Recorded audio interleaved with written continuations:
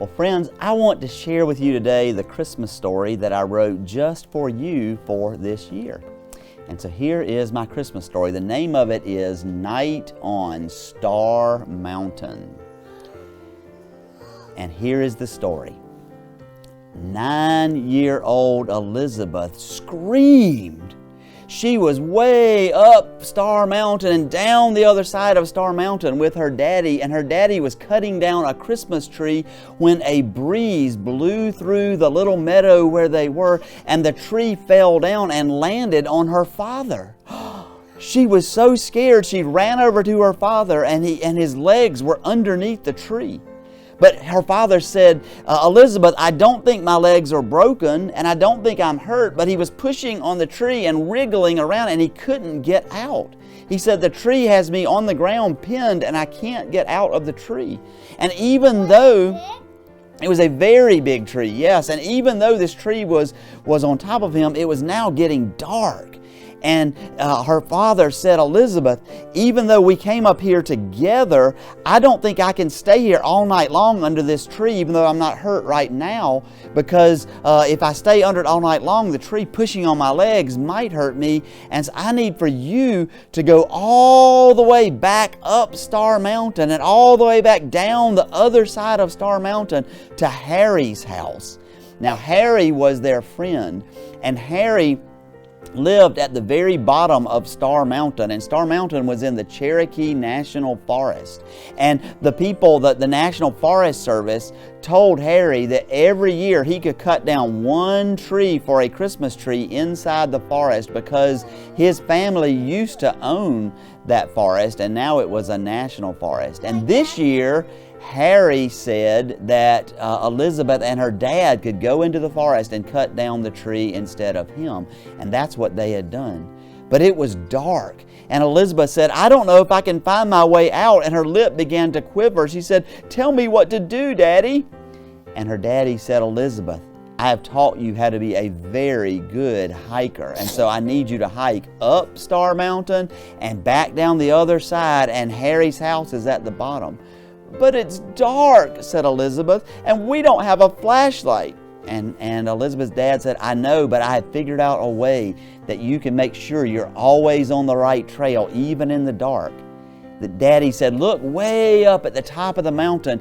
Can you see the constellation, the Pleiades? And the Pleiades are 6 stars that look like a triangle that's upside down. Elizabeth looked way up and she could see in the sky 6 stars in a triangle that looked like it was upside down. Elizabeth's dad said, now you know that the Pleiades used to be called, the Cherokees called them the 7 sisters, because a long time ago there were 7 stars, but now with our naked eye we can only see 6 stars. And even all the way back to the time of Jesus, when He was born, they could see 7 stars, but we can only see 6. But 6 is enough. When you start going up the mountain, this is the shape. It looked like a triangle.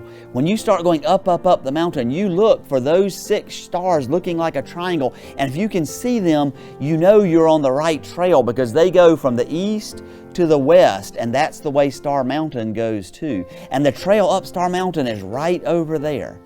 So Elizabeth hugged her daddy and kissed her daddy, and even though it was dark, she started hiking all by herself up that trail. Now she was scared because she wanted to get to Harry as soon as she could, so she was going as fast as she could, even though it was a steep trail, and she was almost running up the trail. And yet, all of a sudden, she tripped and fell and hit her knee on a rock. And it hurt, and so she realized, I can't go too fast. I have to go as fast as I can, but not too fast. And so she started up. And she could see up at the top of the trail the Pleiades, but the trees on either side of the trail blocked out the other stars. And so it's almost like she was walking in a tunnel right up toward the Pleiades. And so she walked up to the very top of Starr Mountain. And she got up to the top of Starr Mountain, and she turned around and she could look back where her dad was, and it was all dark down below, but the stars were twinkling all behind. And then she looked ahead in the direction she was supposed to go, and way out in the distance, she could see the little town of Etowah, Tennessee. There it was, twinkling, the lights of the town far away.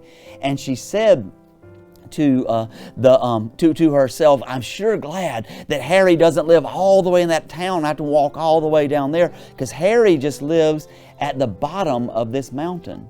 And yet she looked in both directions. The trail was going this way, and the trail wasn't going toward the Pleiades. And she wasn't sure what to do, but she remembered that her daddy had said when they came up earlier that going the other direction was toward a place called the Bear Camp. And it's called the Bear Camp because bear hunters would sometimes camp there when they would go into the forest to hunt bears, but they were not going to be there at this time of year. So she started off toward Bear Camp just because she knew that was the direction, and then she saw a trail going down the mountain, and she wondered, could this be the trail that goes to Harry's house? And she looked, and the Pleiades were making their way across the sky, and they had come down a little bit, and sure enough, the Pleiades were right over that trail. That was the right trail. And so she started going down, down, down that trail. And as she started going down the trail, she remembered that her father had told her that in the Bible it tells us that Jesus is the light of the world. And Jesus said, I am the light shining in the darkness. And so even though she was by herself in the middle of the Cherokee National Forest, she did not feel alone because she knew Jesus was with her. And as she walked a little further, though, she discovered there was something else with her as well. She heard a snort. And she thought at first it was a horse. And she thought, who would be riding a horse in the national forest in the middle of the night? And then she realized, oh, it wasn't a horse, it was a bear.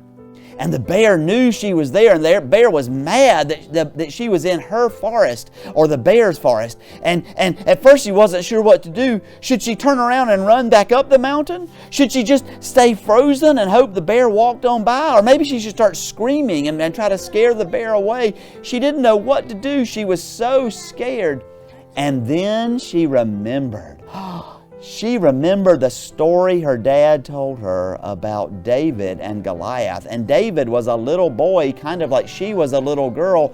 And he said that he could fight the great big giant Goliath. And the king said, how can you fight a great big giant? And David said, I'm a shepherd boy, and God has saved me from lions and from bears, and so God will save me from Goliath. And so at that point, Elizabeth knew God would save her from the bear too. And so she yelled out, Mr. or Mrs. Bear, it doesn't matter that you're bigger than me. God will save me from you, and so you better not come to me. And so the bear snorted again, and she heard the bear moving off through the woods and away from her and away from the trail. Can you have a seat so we can see, so I can tell you the rest of the story? Have a seat. Sit down, please. Thank you so much. And so the bear moved away, and the bear wasn't around her anymore. And she kept going down the mountain, and pretty soon she saw Harry's house. And she banged on Harry's door, Harry, Harry, please wake up, come. And Harry opened the door, and she told Harry the whole story about how she and her dad went up Starr Mountain and down Starr Mountain, and how she went back up Starr Mountain and down Starr Mountain because her daddy was trapped underneath the tree. And Harry said, well, you've done enough, Elizabeth. I'll go get him. You wait here. And Elizabeth said, no way. I've come this far, I'm going the rest. And anyway, I know where my daddy is. I will take you to him. So Harry said, okay. And he went and he got a light and he put it on his head. And he got another light and he put it on Elizabeth's head. And together they made their way back up the mountain, all the way up Starr Mountain, all the way down the other side of Starr Mountain until they got to where Elizabeth's dad was still right where she left him. Because how could he be anywhere else? He was trapped underneath the tree.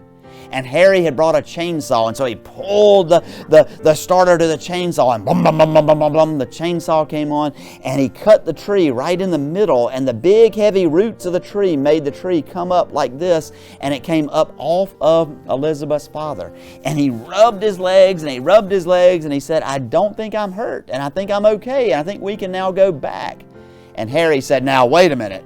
You came all the way up here to get a Christmas tree, and you're going to get a Christmas tree, and I don't want to come up here in the middle of the night and not do what you came for. And so he cut the very top out of that tree with his chainsaw, and they shoved the tree in a great big burlap sack, and they began hauling it away, and they pulled it all the way back up the side of Starr Mountain. And Elizabeth said, when I was coming up here before, I could see the Pleiades at the top. And Harry laughed and he said, well, they've already set. They're long gone, so I'm glad we have our flashlights, our lights on our heads so that we can see. And finally they made it to the top of Starr Mountain, and they turned around and looked back, and they could see the sun just coming up over the mountains behind. And Elizabeth's dad said, you know, the Bible says that Jesus is the Son of righteousness rising up on all of us, and that's exactly what is happening. Last night, the stars were the light shining in the darkness for us of Jesus, and today Jesus is shining on us like a star, like the sun. Then they began making their way back down Starr Mountain to Harry's house, and it was getting lighter and lighter, and they finally got to Harry's house. And Harry helped them load the tree into their pickup truck, and Elizabeth and her dad went back home. And although they'd been awake all night long, they weren't tired. They were still excited. And so they put the tree in the tree stand, and they put it up in their living room, and Elizabeth's dad put lights on the whole tree. Now, usually, the next thing they would do would be to put an angel at the very top of the tree, but that's what you have on your tree. Lots of people do. But all of a sudden, Elizabeth's dad got a funny little twinkle in his eye, and he came back down off the ladder, and he went and he got some wire, and he took the last 7 lights, and he made them to look just like a triangle upside down, like the Pleiades, and he put them at the very top of the Christmas tree so that they could remember that Elizabeth had followed the stars that Christmas, just like the wise men followed the stars to see Jesus long, long ago. And he put 7 stars instead of 6, just like maybe that 7th star that we can't see anymore is the star that the wise men followed all those years ago. And finally, Elizabeth and her dad stood around the bottom of the tree, and they sang a song. And here's the song they sang. O little town of Bethlehem, how still we see thee lie. Above thy deep and dreamless sleep, the silent stars go by. Yet in thy dark streets shineth the everlasting light. The hopes and fears of all the years are met in thee tonight. The end.